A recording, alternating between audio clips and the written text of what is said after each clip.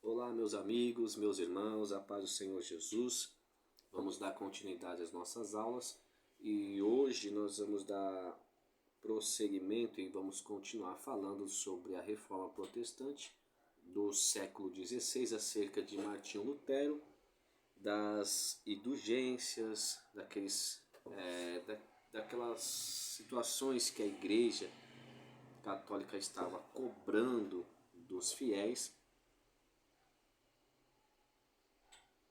e o que incomodou Martinho Lutero. Nós falamos acerca das 95 teses que ele elaborou na aula passada. Nós falamos da luta que ele teve para poder traduzir a Bíblia do latim para o alemão.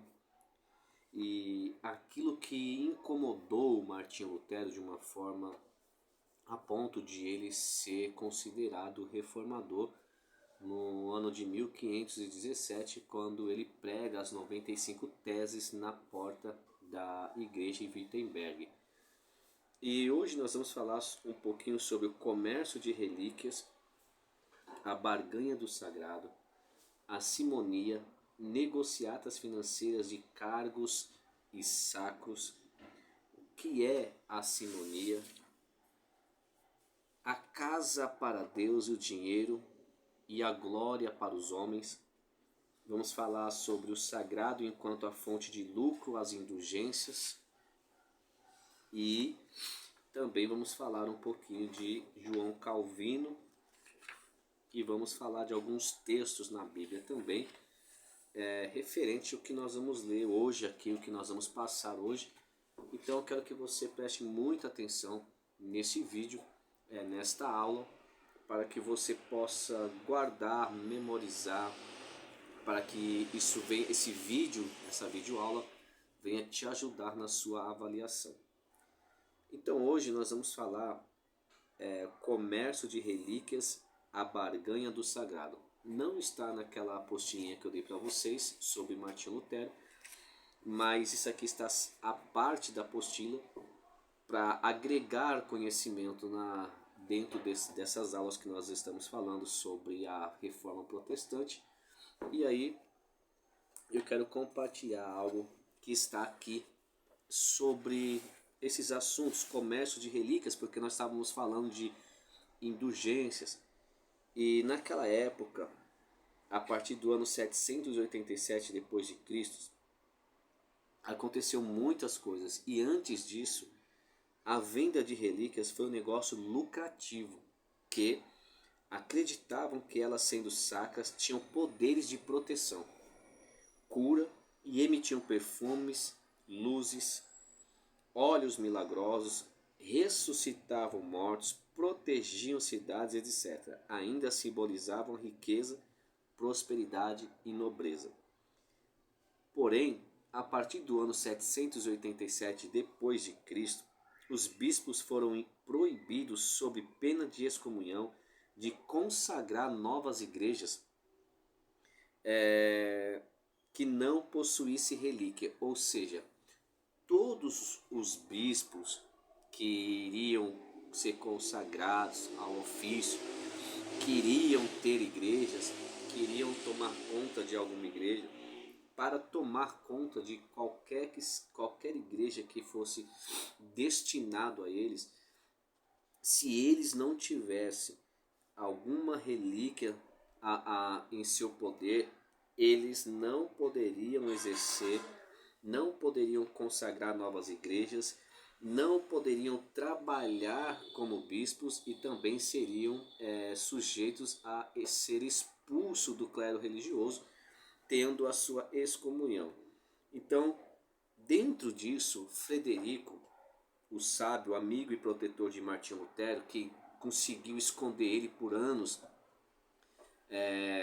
quando a igreja estava perseguindo Martinho Lutero, querendo prender e querendo matá-lo por causa das suas teses, das suas ideias, que eram, na verdade, que ele queria que Roma estudasse aquelas teses que ele elaborou para que eles pudessem reformar algumas doutrinas na Igreja Católica que ele sabia que estava em desacordo com as Sagradas Escrituras, porém Roma não aceitou e deu ele como um herege e excomungaram ele também do clero religioso.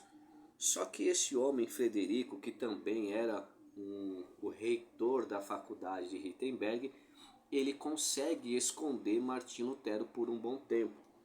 E aí, esse homem, a princípio, Martim Lutero não sabia que ele guardava tantas relíquias.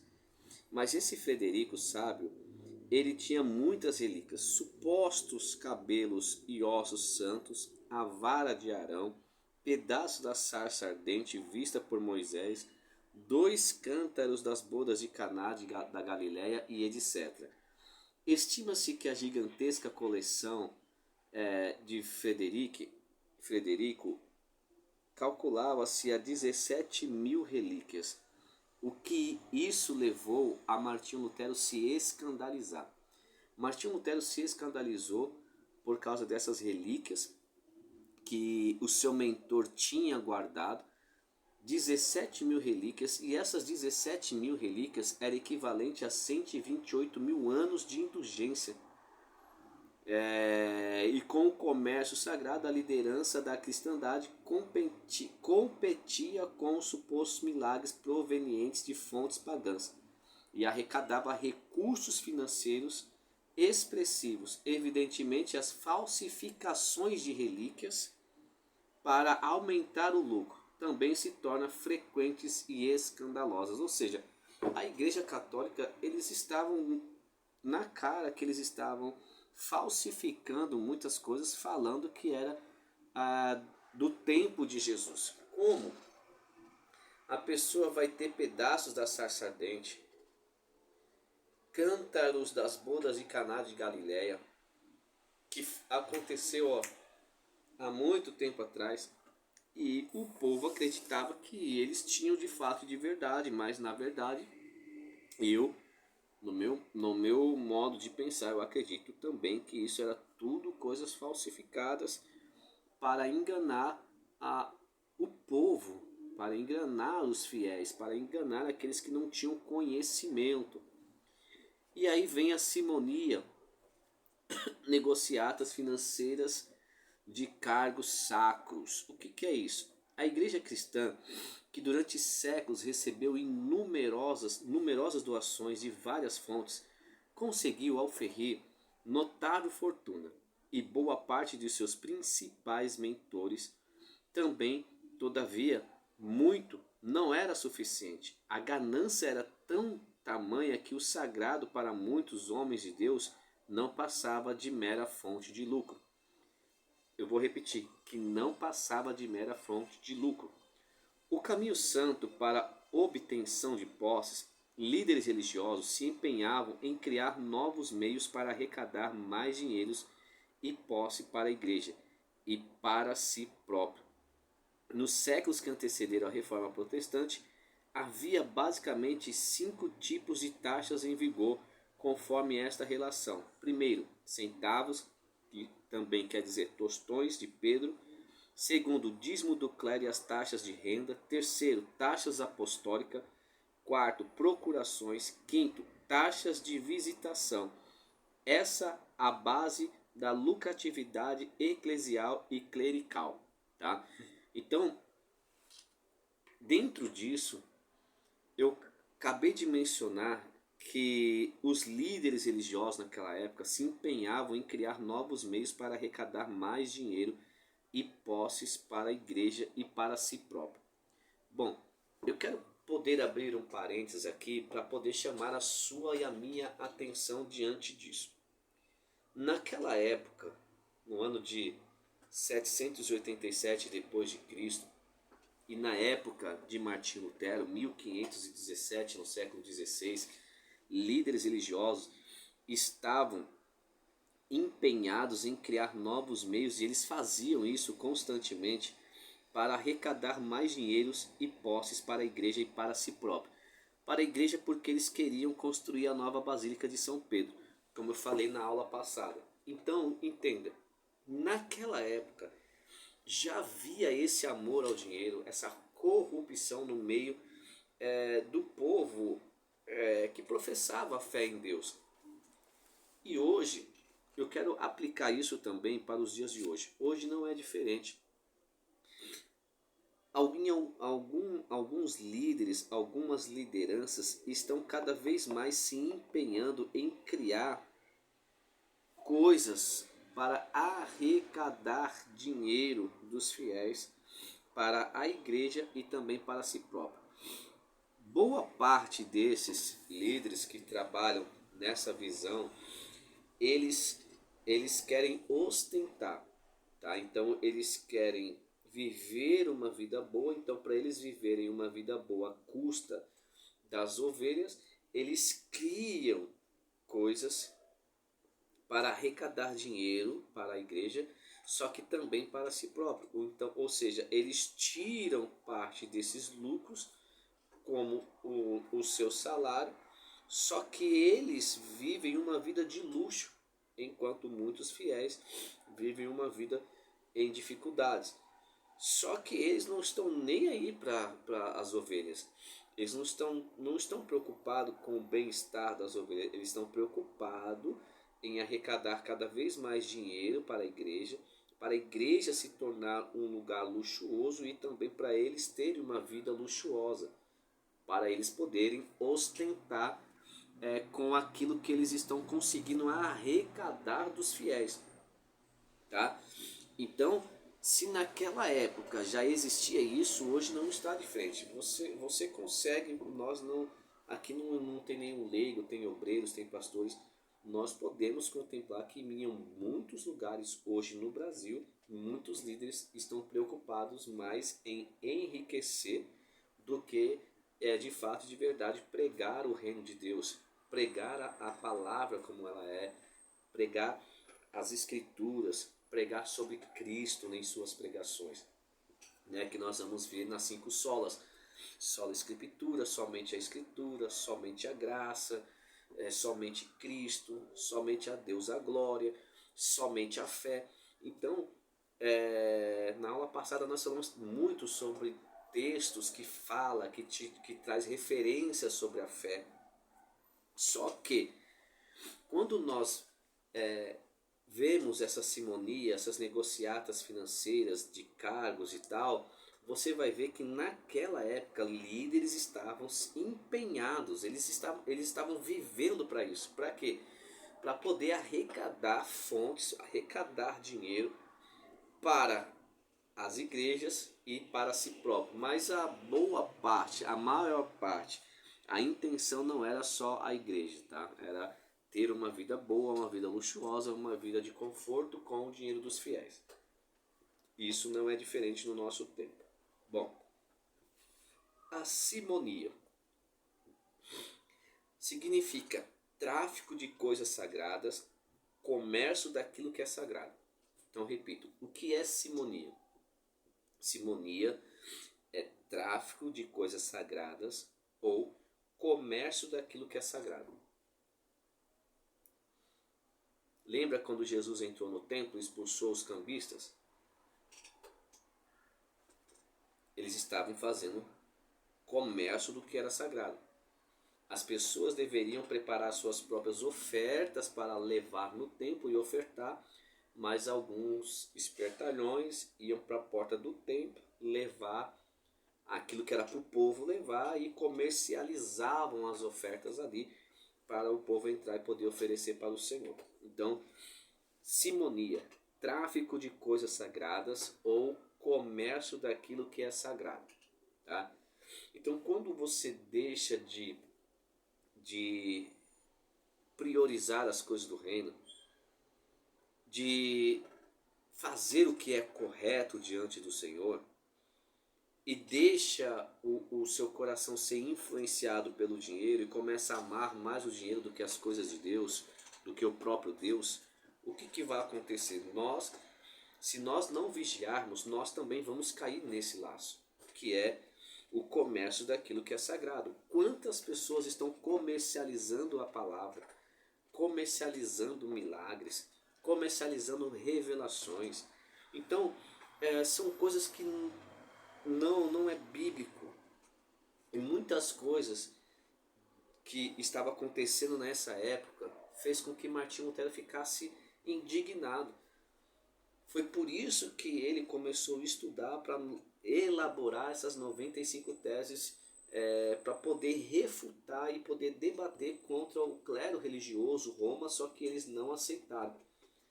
Então, para você guardar isso, tráfico de coisas sagradas, comércio daquilo que é sagrado. Então a simonia que estava nas negociatas financeiras de cargos, sacros e tal, a simonia significa tráfico de coisas sagradas, ou, se você preferir, comércio daquilo que é sagrado.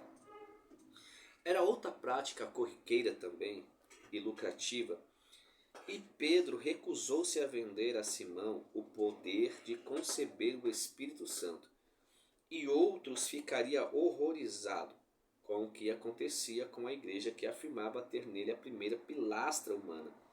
É deplorável a negociata. Tornou-se alvo de graves críticas. Tanto eram os meios usados para arrecadar fundos e doações que a igreja recebia que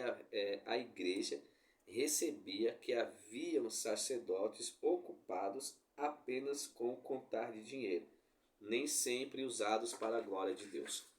Então, naquela época, havia uma turma de sacerdotes que boa parte da vida deles, eles eram usados mais para serem tesoureiros, né, para contar o dinheiro que entrava na igreja, do que para exercer a sua própria função, né, de glorificar a Deus, de ajudar as pessoas. Dentro disso, há um título também, outro assunto coligado com esse assunto que nós estamos falando, que é a casa para Deus, dinheiro, glória para os homens. Então, a casa para Deus, dinheiro, glória para os homens.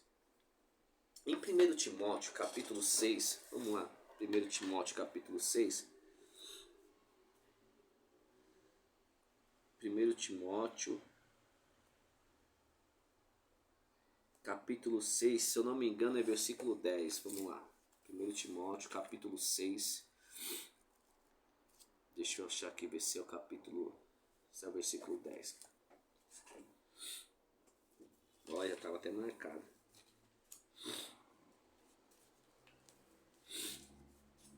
Versículo 9, 1 Timóteo, capítulo 6, versículo 9, diz assim, 9 em diante.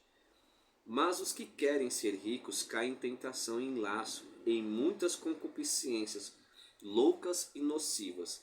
Fala do loucas e nocivas, que submergem os homens na perdição e na ruína. Esse texto refere-se ao naufrágio e à destruição da mente e do corpo, mas mais particularmente da destruição terrível e eterna que é da alma. No versículo 10, porque o amor ao dinheiro é a raiz de toda espécie de males. E nessa cobiça alguns se desviaram da fé e se transpassaram a si mesmo com muitas dores. Mas tu, homem de Deus, foge dessas coisas e segue a justiça, a piedade, a fé, a caridade, a paciência e a mansidão. Olha que interessante. No verso de número 10, porque o amor ao dinheiro é a raiz de toda espécie de males. Para que nessa parte A desse texto, não há nenhum mal concebível que possa acontecer aos filhos e filhas dos homens que não seja resultado da cobiça, o amor ao ouro e às riquezas.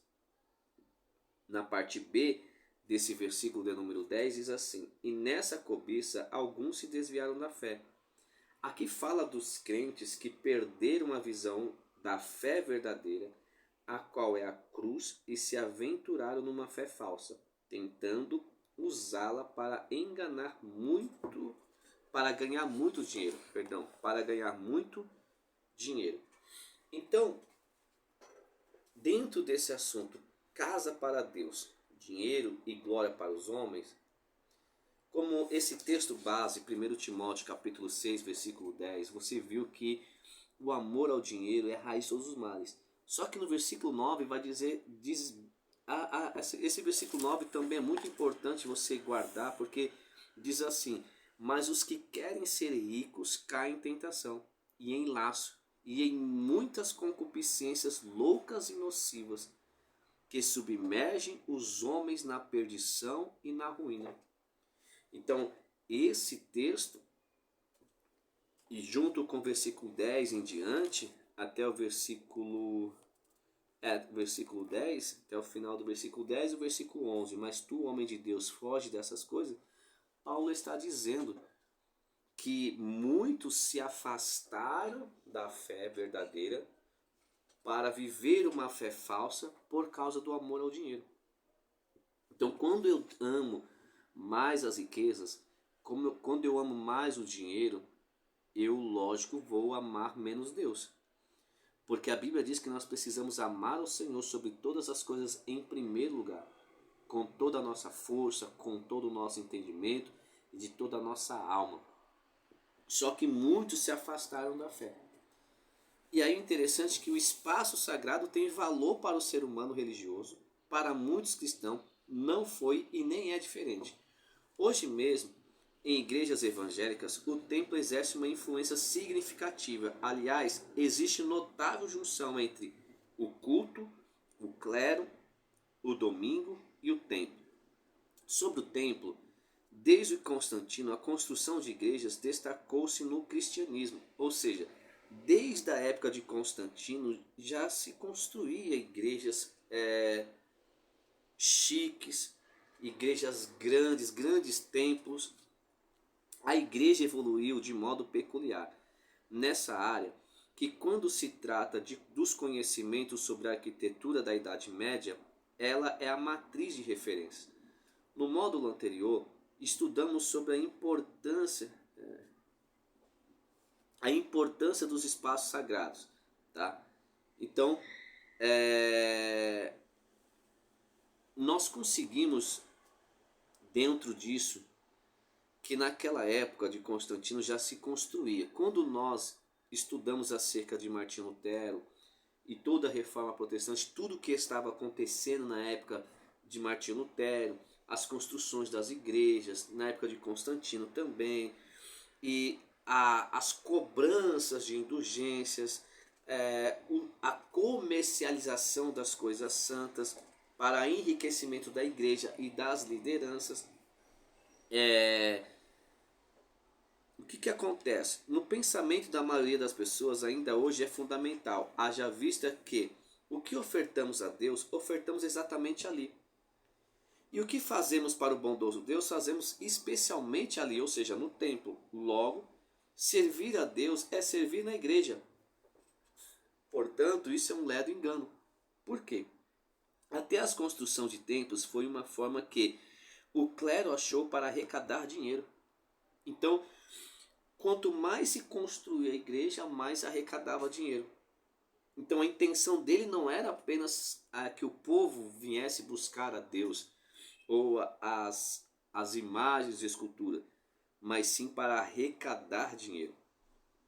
Então até as construções de templos foi uma forma do clero que achou para arrecadar dinheiro, e essa era a boa incentivação, pois o povo contribuía, ainda que a motivação de quem fazia tal solicitação não fosse legítima. Ou seja, a motivação para aquela contribuição, que quem estava motivando não era legítimo, porque ele estava motivando as pessoas a contribuir para a construção dessas novas igrejas, mas eles não incentivavam e não motivavam o povo a buscar o verdadeiro Deus de Israel. Não buscavam, não incentivavam o povo a buscar a Deus, a conhecer as Sagradas Escrituras, estudar as Sagradas Escrituras, não davam oportunidade para eles terem a Bíblia para cada um, para eles poderem interpretar a sua própria Bíblia. Então eles não tinham isso. Então a partir do século VI estava se concretizando uma distinção exagerada entre o clero e o povo. Enquanto a participação enquanto a participação deste no culto se tornava cada vez mais passiva, o clero não raro propunha construir templos megalomaníacos para Deus, tendo motivação pecaminosa para obter fama, poder e dinheiro. A geração de receitas às igrejas protestantes e também nas paróquias católicas tem sido um mote indigesto em nossos dias. Porém, quem se assusta com os métodos abusivos das igrejas de mercado também ficará horrorizado com a capacitação de recurso no final da Idade Média e no início da Era Moderna. Por isso, a seguir, veremos as questões das indulgências, tá? Mas aí eu quero chamar a sua atenção novamente aqui: poder, fama e dinheiro. Então, naquela época, o povo estava mais preocupado com poder, com fama e com dinheiro do que pregar a palavra, do que ensinar as Sagradas Escrituras, do que abrir a Bíblia e ensinar ao povo o que de fato e de verdade a Bíblia nos relata, o que de fato e de verdade a Bíblia nos fala. Por isso que dentro da Reforma Protestante, Martinho Lutero, ele consegue criar também as 5 solas. E dentro dessas 5 solas você vai ver uma que diz assim: solos escrituras, solos, sola escritura, tá? Sola escritura, somente as escrituras. Então, o problema para esses religiosos está aqui: obter fama, poder e dinheiro. E não ensinavam as Sagradas Escrituras, não ensinavam as Escrituras. Então, eles motivavam o povo a contribuir, mas não motivavam o povo a conhecer as Escrituras. Quando nós falamos de obter fama, poder e dinheiro, agora isso está aqui, ó, na época, no século XVI. Agora você aplica para o ano de 2023.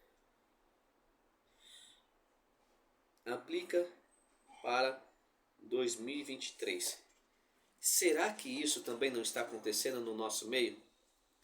No meio do povo religioso, em algumas lideranças nesse tempo que nós estamos vivendo no ano de 2023, se no século XVI o povo já estava fazendo isso, hoje é muito fácil nós também conseguir detectar líderes que estão mais preocupados com fama, poder e dinheiro.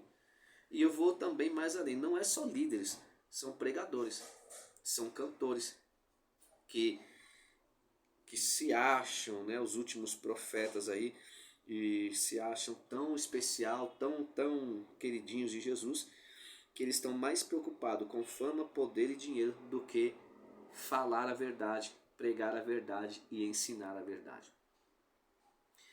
Na aula de capelania, nós falamos sobre um texto muito importante em Mateus 28, que diz assim: ide fazer discípulos. Ide fazer discípulos é diferente de você ir pregar o evangelho. Tá? Porque em Marcos 16 diz: vão por todo mundo e preguem meu evangelho. Quem crer e for batizado será salvo.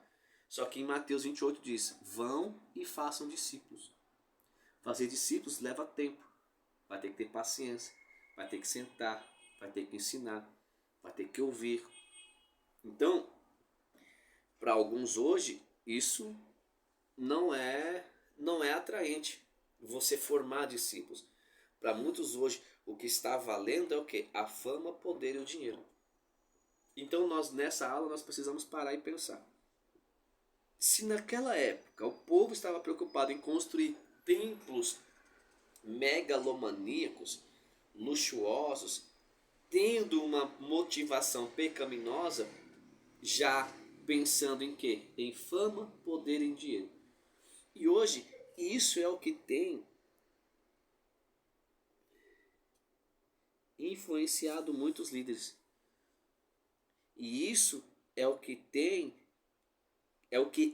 em muitos profetas, em muitos cantores e em muitas cantoras, em muitos pregadores, porque tem pregador hoje que não quer sentar para ouvir o seu pastor, mas quer pregar 30 dias no mês para poder ganhar fama, poder e dinheiro. Porque 30 dias pregando é 30 dias pedindo oferta para as igrejas. Porque não vem falar para mim. Porque tem gente que fala assim, eu vivo da obra.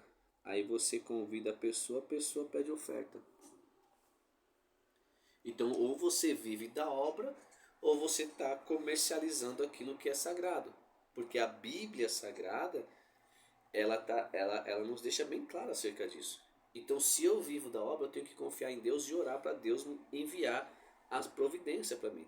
Se eu sou convidado para pregar em um lugar distante, o pastor tem que ter a ciência que eu não vou pegar ônibus de graça, que eu não vou pegar metrô de graça. Ele tem que enviar, ele tem que ajudar.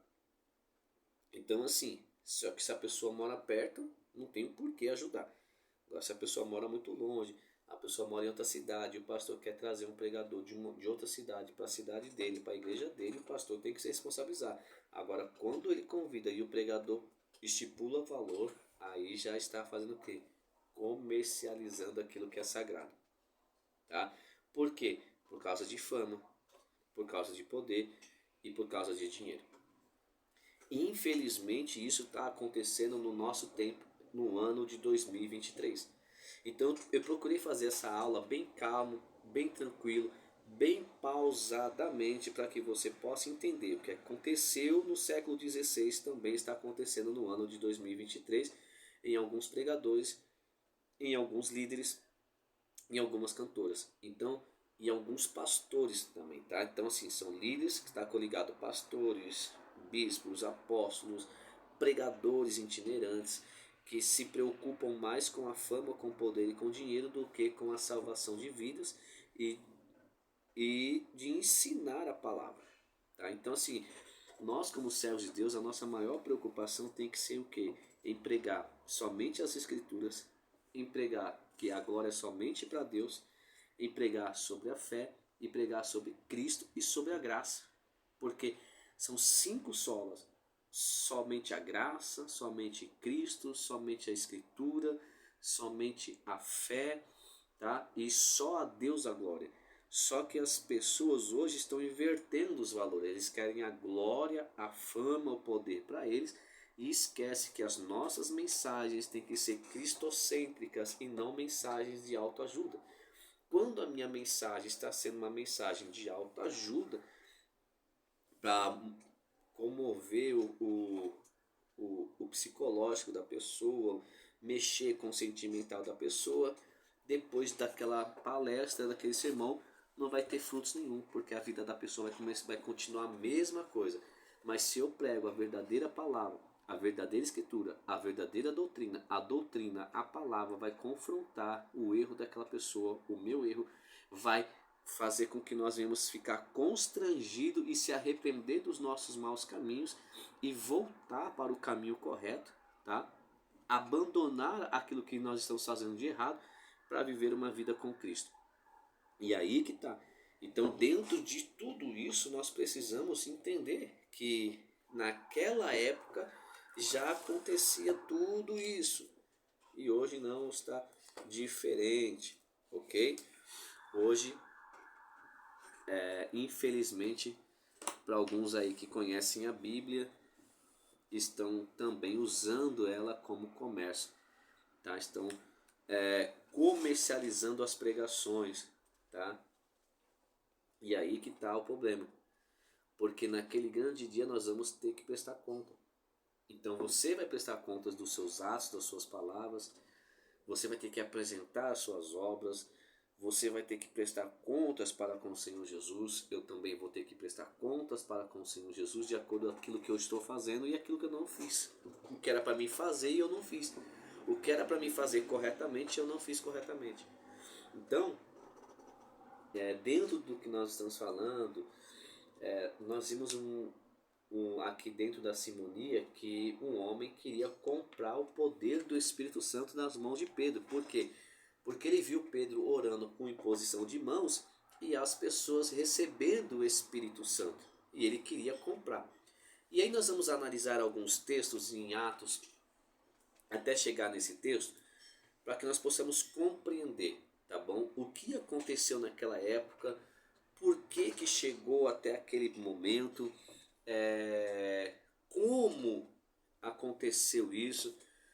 E aí nós vamos concluir essa aula em nome de Jesus. Eu acredito que hoje não vai dar para nós falar de João Calvino, mas na próxima, quem sabe, nós vamos concluir e terminar essa introdução sobre a reforma protestante, ok?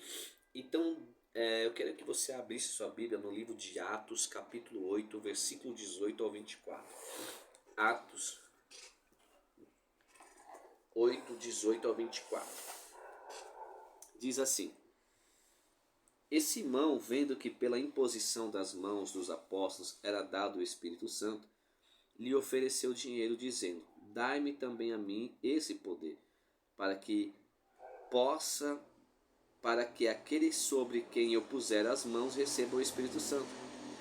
Mas disse-lhes Pedro: Teu dinheiro seja contigo para a perdição, pois cuidaste que o dom de Deus se alcança por dinheiro? Tu não tens parte nem sorte nesta palavra, porque o teu coração não é reto diante de Deus. Arrependa-te, pois, dessa tua iniquidade e ora a Deus para que te seja perdoado o pensamento do teu coração, pois vejo que estás em fel amargura e em laço de iniquidade. Amém? Eu queria que você voltasse um pouquinho, livro de Atos, capítulo 1. Nós vamos falar sobre a pós-ressurreição e nós vamos chegar lá no capítulo 8, tá? Mas eu queria primeiro trazer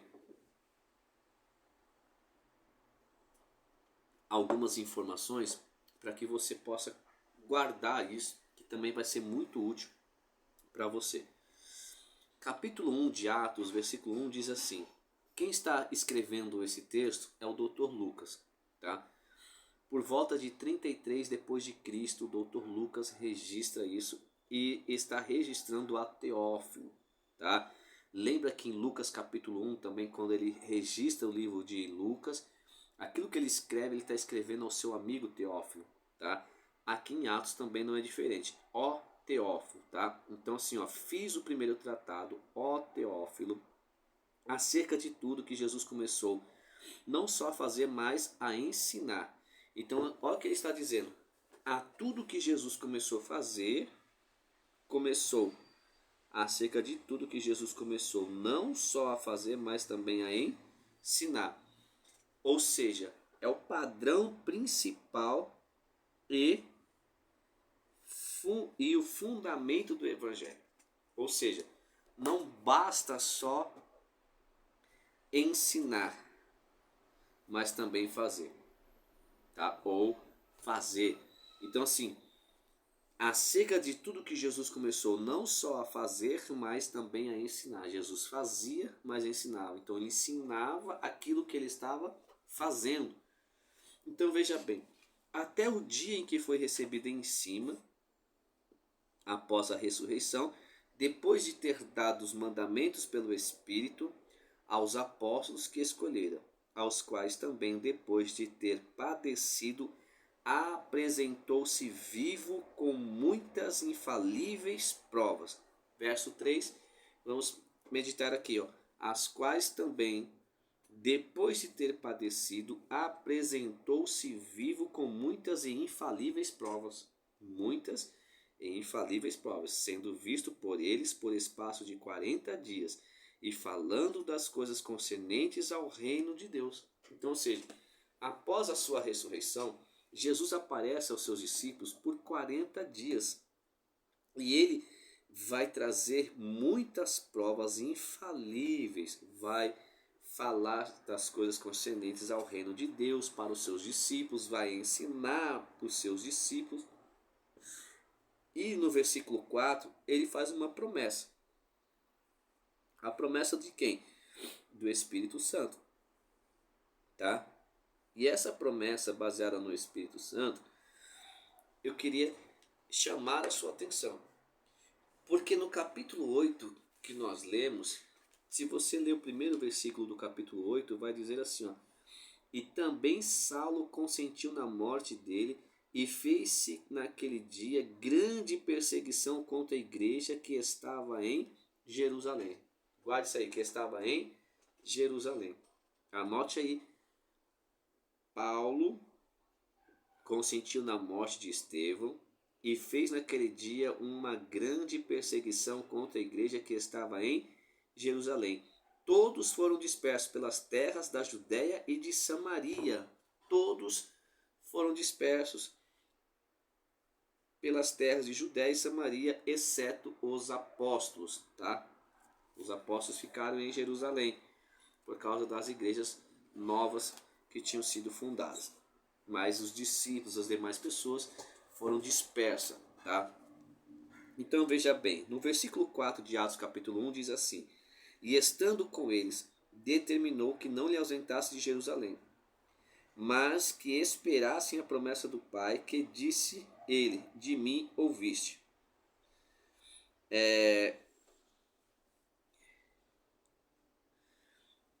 No versículo 5, porque na verdade João batizou com água, mas vós sereis batizados com o Espírito Santo, não muito depois desses dias. Aí no versículo de número 8 vai dizer: recebereis o poder, o Espírito Santo que há de vir sobre vós, ser-me-eis testemunhas, tanto em Jerusalém como em toda a Judéia, Samaria, até aos confins da terra. Ok? Bom, aqui nesse texto todos nós conhecemos, mas eu preciso meditar em alguns textos com vocês dentro do que nós estamos lendo aqui. No versículo 4 de Atos dos Apóstolos, capítulo 1, vai dizer assim: estando com eles. Eu dou uma pausa aqui e abro um parênteses. E estando com eles, refere-se ao momento que ele subiu de volta para o Pai. Esse foi provavelmente o tempo em que apareceu a mais de 500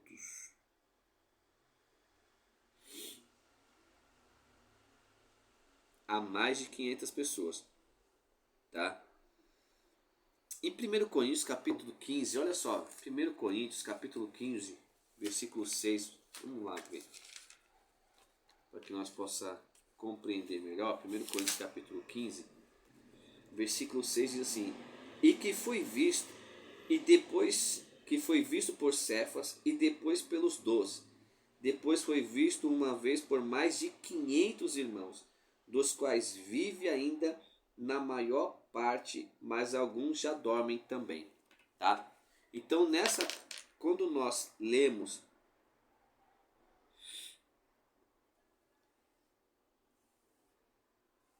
o texto em Atos capítulo 1, versículo 4, a primeira parte desse texto, e estando com eles, nesse momento, ele apareceu para mais de 500 pessoas. Só que quem vai receber o Espírito Santo vai ser só 120, porque no decorrer do tempo vão saindo, vão indo embora, e só vai ficar 120 homens que vai receber o Espírito Santo. Na parte B do versículo diz: determinou que não se ausentasse de Jerusalém, mas que esperassem a promessa do Pai. Qual é a promessa do Pai? Lucas 24. Vamos lá em Lucas 24. Lucas 24, versículo 49. Livro do Evangelho de Jesus Cristo segundo escreveu Lucas, capítulo 24.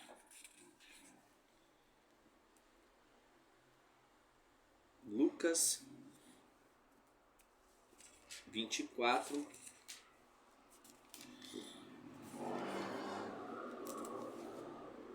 versículo 49 diz assim: e eis que sobre vós envio a promessa de meu Pai. Eu abro um parênteses aqui também. Quando Jesus disse: e eis que sobre vós envio a promessa de meu Pai, ele está se referindo ao batismo com o Espírito Santo, que viria no dia de Pentecostes, em Atos capítulo 1 e capítulo 2. Tá? Então, em Atos capítulo 1, versículo 4 e versículo 5, você vai ver essas mesmas palavras, essa mesma referência em Joel 2 também. Aí na parte B desse versículo vai dizer: ficai, porém, na cidade de Jerusalém, até que do alto sejais revestidos ou de todo o poder. Tá? E aqui fala-se do que? Do batismo do Espírito Santo. Ok? Até aqui tudo bem? Então, volta lá em Atos capítulo 1, versículo 4. Esta era a promessa que Jesus tinha feito para o seu povo no livro de Lucas. E Lucas está registrando novamente o que aconteceu lá em Lucas 24, versículo 49. Então, qual que era a ordem de Jesus para os seus discípulos, para os apóstolos? Ficar em Jerusalém, até ser revestido de todo o poder. Aí no verso 8, mas recebereis poder do Espírito Santo que há de vir sobre vós, semeis testemunha, tanto em Jerusalém, como em toda a Judéia e Samaria e até os confins da terra. Então, olha que interessante. Ser-me-eis minhas testemunhas, tanto em Jerusalém, como em toda a Judéia e em Samaria, até os confins da terra. Pronto. Aqui eu quero chamar a sua atenção. Muitas pessoas confundem esse versículo quando se trata de missões, de evangelismo, de pregar a palavra de Deus.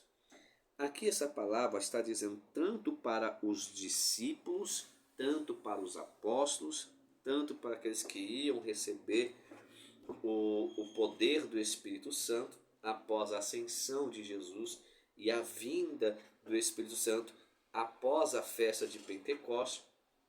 E Jesus disse: ser-me-eis minhas testemunhas tanto em Jerusalém. Tem gente que fala assim, ó, é para mim ficar só aqui e eu não posso sair daqui, eu tenho que continuar aqui pregando até eu ser cheio do poder. Mas eles foram no capítulo 2 revestidos de todo o poder. E sabe o que me implica em dizer? Porque eles escutaram e receberam uma promessa para eles serem testemunha tanto em Jerusalém como em toda a Judéia, Samaria até os confins da terra. Só que no capítulo 2 eles recebem a promessa, são todos cheios do Espírito Santo, 120 pessoas recebem o Espírito Santo, recebem o poder.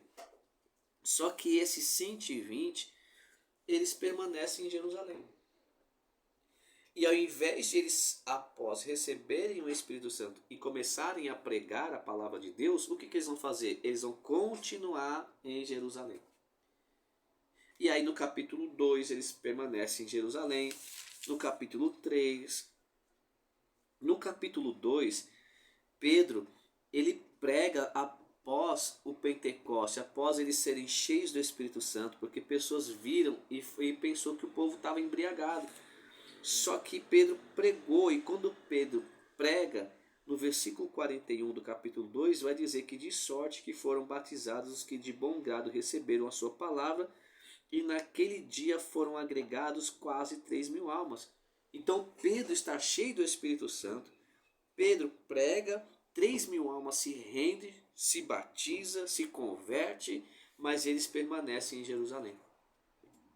No capítulo 3 ainda, no versículo 42, a Bíblia nos diz que eles perseveravam na doutrina dos apóstolos, na comunhão, no partir do pão e nas orações. Ou seja, eles estão participando da doutrina, eles estão participando da ceia, eles estão participando nas orações, portanto, eles não saíram de Jerusalém. Se Deus está vendo tudo isso, Deus falou para eles, Jesus falou para eles, olha, vocês após serem revestidos, ou quando vocês serem revestidos de todo o poder, vocês vão ser minhas testemunhas até os confins da terra. Tanto em Jerusalém, ele não disse só em Jerusalém. Depois que vocês serem minhas testemunhas em Jerusalém, vocês saem e vão para a Judéia. Depois que vocês ganharem toda a Judéia, vocês vão para Samaria. Depois que ganhar toda a Samaria, vocês vão para os confins da terra. Não, Jesus não disse isso. Jesus disse tanto em Jerusalém, tanto em Judéia, tanto em Samaria e até os confins da terra. O que Jesus queria dizer com isso? Vocês vão se dividir. Vocês vão fazer a obra. Vocês vão se espalhar. Vocês precisam anunciar o meu reino. Vocês precisam pregar a minha palavra. Só que o povo se acomodou. E o povo se acomodando, o povo fica onde? Em Jerusalém. No capítulo 3, Pedro subindo ao templo a hora nona, e essa hora nona significa as 3 horas da tarde, era trazido um homem que desde o ventre de sua mãe era coxo, a qual todos os dias punha à porta do templo, chamado Formosa. Segundo Joséfo, essa porta era feita de bronze de Corinto e que era muito cara, e tido que tinha 23 metros de largura e 11 metros de altura, para que pedisse esmola aos que entravam lá. Ele era um mendigo. A qual, vendo Pedro e João, que iam entrando no templo, pediu-lhe que lhe desse uma esmola. Aquele homem era inteligente e as pessoas que levavam ele também eram inteligentes, porque ele pedia esmola para quem estava entrando no templo, ou seja, sabia que quem entra no templo vai ofertar algo para o Senhor, porque eles tinham naquela época que não podiam nem entrar no santuário sem oferecer nada para o Senhor. Só que ele pedindo esmola para Pedro e João, isso me chamou a atenção e eu quero também aplicar para os dias de hoje, porque quando eles pedem esmola para Pedro e João disse, e Pedro com João, fitando os olhos nele, disse, olha para nós. E quando ele disse, olha para nós, ele vai dizer, não tenho prata e nem ouro, mas o que eu tenho, isso eu te dou. Em nome de Jesus Cristo, o Nazareno, levanta e anda. Não no nome de Maomé ou Confúcio e etc. Ele disse no nome de Jesus. Ele não disse no meu nome, ele não disse no nome dele, ele não disse no nome de João, no nome de apóstolo, ele disse no nome de Jesus. Cristo o Nazareno, levanta e anda. E aqui eu abro um parênteses para que eu possa refletir um pouco com vocês dentro disso e pensar com vocês um pouco disso. Um pouco do que Pedro disse para esse homem. Pedro disse, a Bíblia, Lucas, né, ele relata, ele escreve que Pedro, fitando os olhos nele, disse, olha para nós. Hoje, algumas pessoas, querendo mostrar para mim, uma falsa humildade, diz assim, pensamento meu, tá? Não olha para mim, de mim não tenho nada, de mim não posso nada, eu não posso oferecer nada para vocês, não olhe para mim e tal. Quando assume uma tribuna, tem gente que assume a tribuna já dizendo, olha, de mim eu não tenho nada para entregar para vocês hoje, mas vamos ver o que Deus tem para fazer, o que Deus tem para entregar para nós. Eu não posso nada, eu não tenho nada, então não olhe para mim. Eu não sei se vocês já viram alguém dizendo assim, de mim não tenho nada, não olhe para mim. Bom, eu quero abrir um parênteses, lembrando que é pensamento meu. Você não precisa concordar comigo, mas é um pensamento meu. Pedro disse, olha para nós. Só que Pedro fitou os olhos nele e disse, olha para nós. Eu não tenho prata, eu não tenho ouro, mas o que eu tenho eu te dou. Em nome de Jesus, levanta e anda. Então essas pessoas hoje que dizem, de mim não tenho nada, não espere nada de mim, essa pessoa que diz isso, ela só não terá nada para entregar para o povo se ela não busca de Deus. E se ela não tem nada para entregar, por que ela assumiu a tribuna? Por que ela assumiu a responsabilidade e aceitou aquela oportunidade? Se não tem o que falar, não fala. Se não tem o que entregar, nem assume a tribuna. Então tem um monte de gente que mostrando uma falsa humildade, de mim não tenho nada, eu não posso nada. Você só não pode entregar nada para a igreja de Cristo se você não busca. Então se você não busca comunhão com Deus, se você não busca na palavra, se você não busca em oração, de fato e de verdade você não terá nada para entregar para a igreja. Então se você não tem nada para entregar para a igreja, não assume a oportunidade, não aceite a oportunidade. Pedro disse, olha para nós. Então, quando algumas pessoas dizem, não olha para mim, que eu não tenho nada, não, tem que olhar para nós sim, porque nós temos algo de Deus para entregar. Tá? Nem que seja um arroz com feijão, mas eu tenho algo para entregar, porque eu estudei, eu li. Pode não ser um sermão profundo, com exegese no original, no hebraico, no grego, no latim, no aramaico, mas eu tenho algo para entregar, porque eu li, porque eu orei. Então eu não posso falar de mim não tenho nada, não. Eu tenho algo para entregar. Eu posso não ter dinheiro, mas eu tenho algo para entregar sim. O que eu tenho? Em nome de Jesus, levanta e anda. Em nome de Jesus eu tenho uma palavra. Em nome de Jesus eu tenho uma saudação. Eu tenho um versículo. Eu estudei, eu li. Então você só não vai ter para entregar para as pessoas aquilo que você não tem. Então se você de fato e de verdade não tem porque você não busca, aí sim. Então você não assume uma tribuna, não assume uma responsabilidade, não aceite a oportunidade. Agora, se você aceitou, você sabe que foi Deus que confiou aquela oportunidade para você. Você se preparou durante a semana, você tirou um tempo da sua vida para orar, para ler. Então você não fale que você não tem nada. Ao assumir a tribuna, ao pegar o microfone, nem que seja um arroz e feijão, você entrega. Você diz, olha, eu tenho algo sim para entregar, olha para mim. Você lê o texto com autoridade, você explica o texto com autoridade, você dá lugar para o Espírito Santo te usar com autoridade, com ousadia, porque você tem para entregar. Então eu costumo dizer, se você não tem nada, não aceite a oportunidade, não assuma a tribuna, não pegue o microfone. Se você não busca, se você não tem uma reserva, se você não ora, se você não lê, de fato você não terá nada para entregar para o povo. Mas se você ora, se você lê a Bíblia, você tem algo para entregar sim. Então, se Deus confiou naquele momento, naquela noite, a oportunidade para você, não fale que você não tem nada. Fale sim, você tem Cristo na sua vida, você tem uma palavra de conforto, você tem uma palavra de consolo, você tem uma palavra de despertamento. Eu não tenho uma palavra hoje, mas eu vou fazer uma oração. Naquela oração Jesus vai te usar. Mas você precisa ter alguma coisa para entregar. Então, se só não vai ter, repito, se você não buscar. Então, se você não busca, você de fato, de verdade, não terá nada para oferecer para o povo. Ok? Então, esse é o capítulo 3, que me chamou muita atenção. No capítulo 4, há uma perseguição. Pedro prega. Pedro vai ser preso por causa da cura desse homem. Mas ele vai se defender diante do Sinédrio.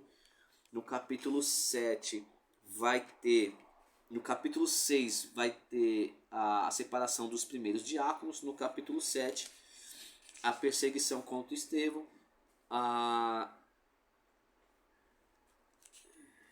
Estevão vai ser julgado, vai ser acusado injustamente e vai ser morto. Mas ele ora a Deus, tá? Para que Deus perdoe aquele povo. No versículo 60 do capítulo 7, e pondo-se de joelho, clamou com grande voz, Senhor, não imputes este pecado. E tendo dito isto, adormeceu. Estevão, sendo apedrejado, ora pelo povo que está apedrejando ele. Tá? E aí, no capítulo 8 de Atos, vai dizer assim, também Saulo consentiu na morte dele e fez naquele dia uma grande perseguição contra a igreja que estava em Jerusalém. Todos foram dispersos pelas terras da Judéia e de Samaria. Lembra em Atos capítulo 1 qual foi a promessa? Todos ficarem em Jerusalém até serem revestidos de todo o poder. No capítulo 2 eles foram revestidos de todo o poder. No capítulo 2 já era para eles estar saindo pregando. Só que eles permaneceram no capítulo 3, no capítulo 4, no capítulo 5, no capítulo 6 começa a perseguição, no capítulo 7 Estevão é morto por causa da perseguição e no capítulo 8 agora se levanta uma grande perseguição. Por quê? Porque o povo ficou acostumado, ficou acomodado. Eles tinham uma promessa. A promessa era o quê? Sair. A promessa era sair de Jerusalém e ser testemunha de Jesus, tanto em Jerusalém, tanto na Judéia, tanto em Samaria, até os confins da terra, após serem revestidos de todo o poder. No capítulo 2, no Pentecoste, eles são revestidos de todo o poder. Após o Pentecoste, ou na festa do Pentecoste, eles são revestidos de todo o poder. Perdão, irmãos. E ali, eles cheios de autoridade, cheios de poder de Deus, eles deveriam sair pregando e anunciando o reino de Deus. Mas eles não saíram. E aí o que Deus faz? Deus permite a perseguição. Deus permite vir uma situação difícil para o povo tomar uma atitude e começar a pregar a palavra de Deus em todas as regiões. Tá? Então assim, às vezes Deus te dá uma orientação, Deus te dá uma palavra, Deus te manda para algum lugar e você não quer ir. Você se acomodou no seu lugar. Não vou pregar, lá para fulano tal. Eu não vou na casa do meu parente que mora lá em outro bairro e Deus está me mandando ir lá, mas eu não vou pregar lá não, porque é muito longe, deixa eu aqui mesmo em Jerusalém.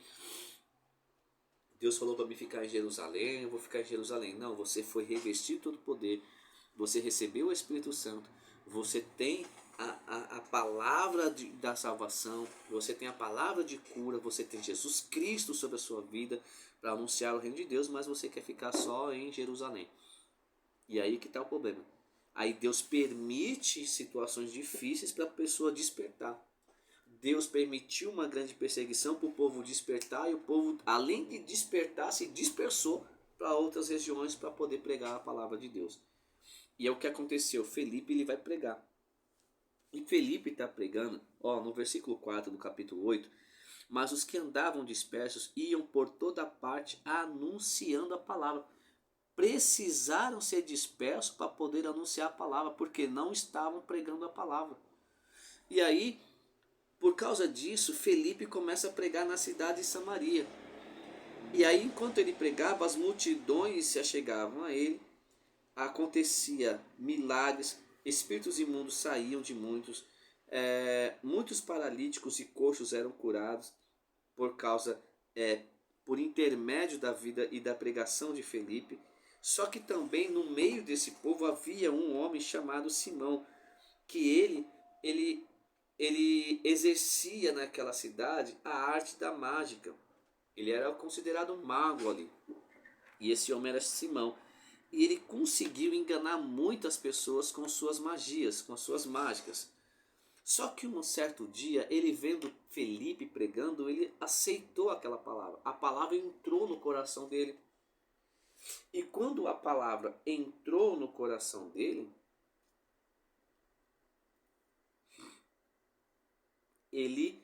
o que acontece? Ele foi impactado com a palavra e decidiu se batizar. Olha o que diz no verso 12 em diante de Atos 8.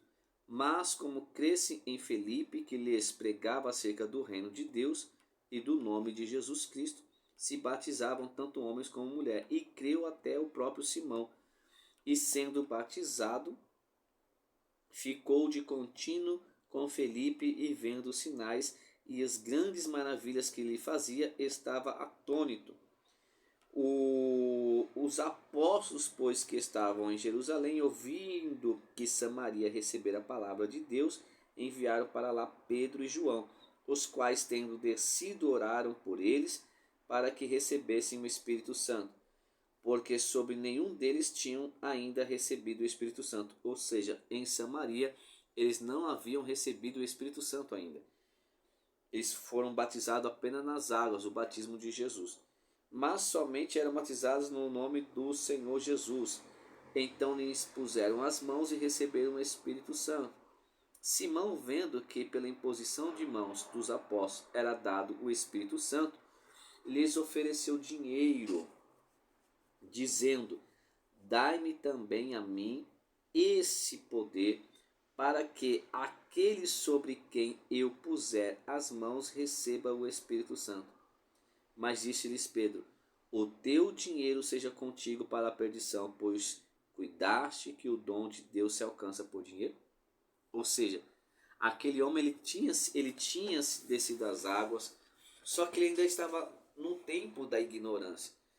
E por ele ter vivido um bom tempo da sua vida enganando as pessoas, ele achou que poderia comprar o dom do Espírito Santo, porque ele queria sair colocando as mãos no povo para o povo receber o Espírito Santo. E Pedro disse: não, não é assim. As coisas de Deus não funcionam assim. As coisas de Deus não é comércio. Eu não posso comercializar as coisas santas, as coisas sagradas, tá? Então, tu não tem parte nisso, porque o teu coração não é reto diante de Deus. Arrependa-te, pois, dessa tua iniquidade, e ora a Deus para que te seja perdoado os teus pensamentos. Amém? Então, ele precisava entender. Como nós lemos aqui acerca dos comércios, das coisas sagradas na simonia, esse homem Simão, ele queria pagar Pedro, para Pedro poder dar o dom do Espírito para ele. Só que não tem como, porque o dom é dom e Deus dá para quem ele quer. Só que aquele homem queria comprar e Pedro falou, não, você precisa se arrepender primeiro, você precisa orar a Deus para Deus te perdoar, e se Deus quiser ele pode te dar o dom, mas os dons de Deus não se compram com dinheiro. E naquela época, em 1517 em diante, o povo estava vendendo as coisas sagradas, tá? Comercializando as coisas para enriquecimento próprio, para fama, poder e obter dinheiro. Então, que você memorize isso que foi falado nessa aula, que você guarde isso. E eu tenho certeza que Deus irá falar mais contigo. E dentro do que tange respeito ao Espírito Santo, quando o Senhor fez a promessa para eles, lá no capítulo 1, versículo 4, e ele também falou em Lucas 24, ele vai dizer que disse-lhes, de mim ouviste, vocês também me ouvirão dizer essas coisas. Para nós encerrarmos, eu queria meditar, eu queria citar alguns versículos para vocês que está coligado com Atos capítulo 1, versículo 4. Em João 7, 37 ao 39 diz assim. João 7, 37 ao 39. Esses textos que eu vou falar agora está coligado a Atos 1, versículo 4, tá? João 7,37 diz assim: no último dia, o grande dia da festa, Jesus pôs em pé e clamou dizendo, se alguém tem sede, venha a mim e beba. Que festa é essa? Que Jesus participou no último dia ainda. Era a festa do Sucote, tá? Ou a festa do tabernáculos, a festa dos tabernáculos, festa do Sucote. No plural, tabernáculos é Sucote. Já a festa, já a tenda é Sucá, tá? Ou cabana, tá? Sucá, tenda no plural, no singular. No plural é Sucote, festa dos tabernáculos, tá? No verso 38 diz, quem crê em mim, como diz as escrituras, rios de água viva correrão do seu interior. Aqui está se referindo diretamente aos crentes, diretamente do seu mais profundo. E no verso 39 ele diz, e isso disse ele do Espírito, o Espírito Santo. Tá? Quando ele está dizendo rios de água viva correrão do seu interior, ele está dizendo do Espírito Santo, que havia de receber os que nele crescem, porque o Espírito Santo ainda não fora dado, por ainda Jesus não ter sido glorificado. Amém? Olha que interessante. Então ele não tinha sido dado ainda, mas eles iam receber esse Espírito Santo. E aí quando nós lemos João capítulo 14, versículo 12 ao 16, olha só, ao 26, do 12 ao 26, capítulo 14 de João, diz assim, ó, no versículo 12, na verdade vos digo que aquele que crê em mim também fará obras que eu faço. Paro por aqui, abro um parênteses. Na verdade vos digo que aquele que crê em mim também fará as obras que eu faço. Abro um parênteses aqui para te dizer que esse crer em Cristo dá acesso ao Pai que faz as obras, tá? E farás maiores do que essas, porque eu vou para o meu Pai. E tudo quanto pedis em meu nome vos farei, para que o Pai seja glorificado no Filho. Se pedirdes alguma coisa em meu nome, eu farei. Se me amardes, guardarei os meus mandamentos. Aí eu quero que você guarde esse versículo 16 do capítulo 14. Olha o que Jesus diz. Eu rogarei ao Pai e ele vos dará outro consolador. Tá? Abre um parênteses aqui. Eu rogarei ao Pai e ele vos dará outro consolador. Esse Consolador quer dizer Paracleto, tá? Então anote aí, esse Consolador quer dizer Paracleto, que quer dizer alguém chamado para o lado de outro para ajudar. Então, eu darei outro Consolador ou outro Paracleto, que quer dizer alguém chamado para o lado de outro para ajudar. Repito, o Consolador quer dizer Paracleto, quer dizer alguém chamado para o lado de outro para ajudar. Ou seja, o Consolador, ele está ao nosso lado para sempre nos ajudar. E esse Consolador é o Espírito Santo, para que fique convosco para sempre. Ou seja, todos os dias. Quando Jesus se acender ao Pai, ele vai dizer: olha, eu estarei convosco, eu vou para o Pai, mas deixarei outro, e estarei convosco por todos os dias até a consumação do século. Tá? E para sempre. No verso 17 diz assim: o Espírito de verdade que o mundo não pode receber, porque não o vê, nem o conhece. Mas vós conheceis, porque habita convosco e estará em vós. Ele está dizendo de quem? Do Espírito Santo. Ok? E aí, eu queria que você abrisse sua Bíblia no livro de 1ª Epístola de João, capítulo 5, versículo 6. 1ª Epístola de João, capítulo 5, versículo 6. Olha só o que vai dizer. Capítulo 5, versículo 6 diz assim: este é aquele que veio por água e sangue, isto é, Jesus Cristo, tá? E quando ele diz este é o que veio por água e sangue, isto é, Jesus Cristo, se refere à palavra viva, que se fez carne, que está também registrado em João 1, e o verbo se fez carne e tal, nós já conhecemos essa palavra, que simboliza pela água e depois como Cordeiro de Deus, que levou o pecado do mundo e que foi efetuado pelo derramamento do seu sangue na cruz do Calvário. Aí agora a parte B do versículo 6 diz assim: não só por água, mas por água e por sangue. Isso testifica da encarnação em si, tá? Guarde isso, ele testifica da encarnação em si, embora absolutamente necessária, não era suficiente. A frase também testifica da necessidade absoluta da expiação. E a parte C do versículo diz: e o Espírito é o que testifica, porque o Espírito é a verdade. Ou seja, o Espírito Santo testemunhou do nascimento divino de Cristo e do sacrifício divino de Cristo, tá? Então ele testificou do nascimento, mas também testificou do que? Do sacrifício divino de Cristo. Então, Hebreus capítulo 9, versículo 14 diz assim, vamos lá, Hebreus capítulo 9, versículo 14. Hebreus capítulo 9, versículo 14.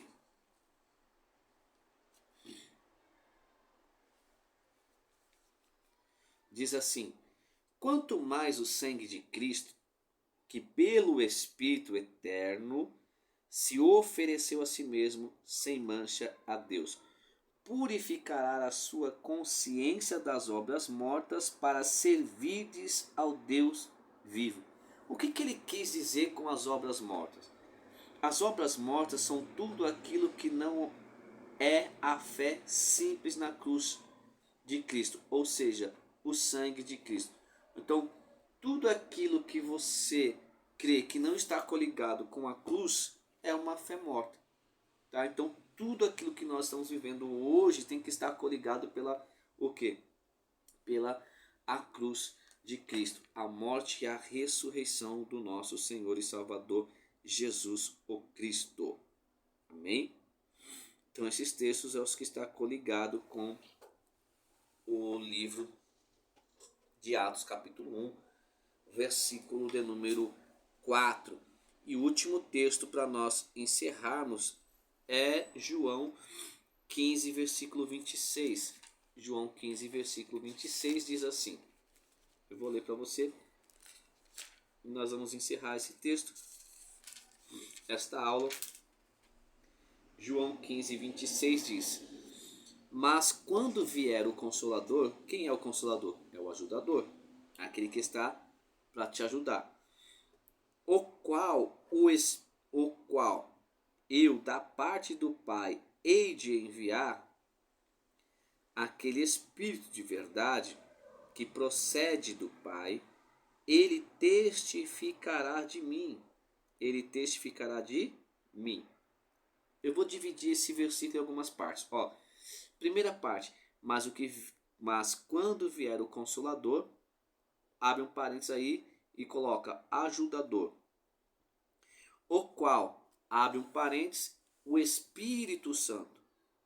Fecha parênteses, eu da parte do Pai vos hei de enviar. Aqui você abre um parênteses e escreve: apresenta Jesus como aquele que batiza com o Espírito Santo. Mateus 3:11, tá? Referência para você aí. João 1:31 ao 33. Eu vou ler esse João 1:31 ao 33, tá? E o último texto que nós vamos encerrar a aula de hoje, tá bom? João 1:31 ao 33 diz assim: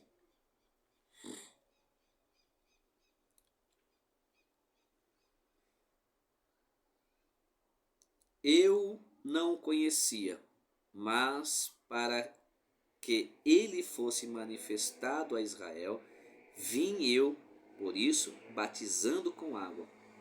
E João testificou, dizendo: Eu vi o Espírito que desceu do céu como pomba, repousar sobre ele.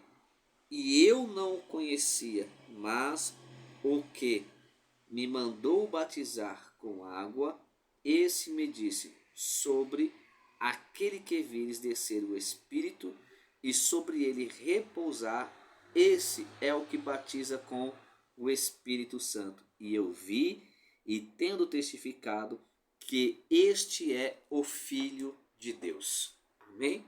Glória seja dada ao Senhor. Então, seria a revelação de Deus para a qual João tinha que atentar o que ele fez.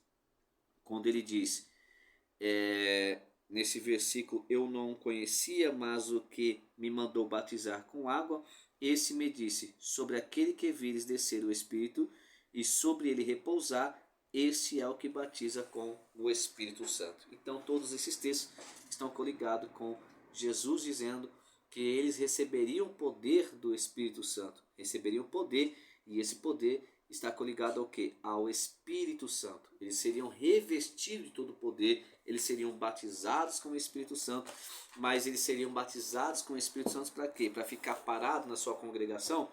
Não. Eles receberiam o poder do Espírito Santo para poder profetizar para si mesmo? Não. Eles receberiam o poder do Espírito Santo para curar a si mesmo? Não. Eles receberiam o poder do Espírito Santo para ficar falando em línguas toda hora, qualquer momento, e nos quatro cantos da sua casa ou na sinagoga? Não. Uma, porque o falar em línguas só edificariam a si mesmo. Mas eles receberiam o poder do Espírito Santo para ser testemunha, tanto em Jerusalém, tanto em Judéia, tanto em Samaria e até os confins da terra. Eles iam sair sendo testemunhas do Espírito Santo, pregando acerca do reino, curando, batizando as pessoas com o Espírito Santo por intermédio da imposição de mãos, e isso eles não estavam fazendo. Eles só começaram a fazer após a grande perseguição em Atos capítulo 8, tá? Após a morte de Estevão, no capítulo 7, capítulo 8, inicia-se uma grande perseguição e o povo dispersa. O povo está nas cidades, entrando nas cidades, e ali nas cidades eles estão pregando. Felipe em Samaria prega, Felipe em Samaria ora com imposição de mãos para aquele povo que ainda não tinha recebido o Espírito Santo. Eles tinham sido batizados apenas em nome de Jesus e o batismo de João, mas eles não tinham recebido o poder do Espírito, não tinham recebido o Espírito Santo. Então, quando Felipe pergunta se eles já tinham recebido o Espírito Santo, eles falam: nós nem ouvimos falar acerca do Espírito Santo. Então Felipe ora com imposição de mãos, eles são cheios do Espírito Santo, recebem o Espírito Santo. Simão, que era outrora um mágico que enganava as pessoas com as suas magias, com os seus encantamentos, ele recebe a palavra de bom grado, se converte, quer ser batizado nas águas, ele se batiza nas águas, mas ainda está vivendo na ignorância, quando ele vê Pedro orando pelas pessoas e as pessoas sendo cheias do Espírito Santo, ele quer fazer o quê? Ele quer oferecer dinheiro, ele quer pagar por aquele dom. E os dons de Deus não se conquista com o dinheiro, tá? Deus dá o dom a quem ele quer e a quem pede, tá? Então, se você pedir em oração os dons, você vai receber. E esses dons que nós recebemos da parte de Deus não é para nós ficarmos guardados. Os dons que Deus nos deu é para nós colocar em prática, orar pelos enfermos, curar os enfermos, libertar os cativos, pregar a palavra, pregar o reino, pregar as escrituras sagradas como ela é, anunciar Cristo, falar de Cristo. É isso que Jesus quer de mim, de você. E isso é o que incomodou Martinho Lutero, tá? Porque o povo, ao invés naquela época de pregar a palavra, ensinar as escrituras, pregar sobre a fé, falar sobre a graça, eles não estavam falando, porque a intenção deles naquela época não era pregar sobre fé, não era ensinar as escrituras, não era ensinar sobre Cristo, não era ensinar que a glória era somente para Deus, não. Eles queriam fama, poder e dinheiro. Parece que hoje não está diferente.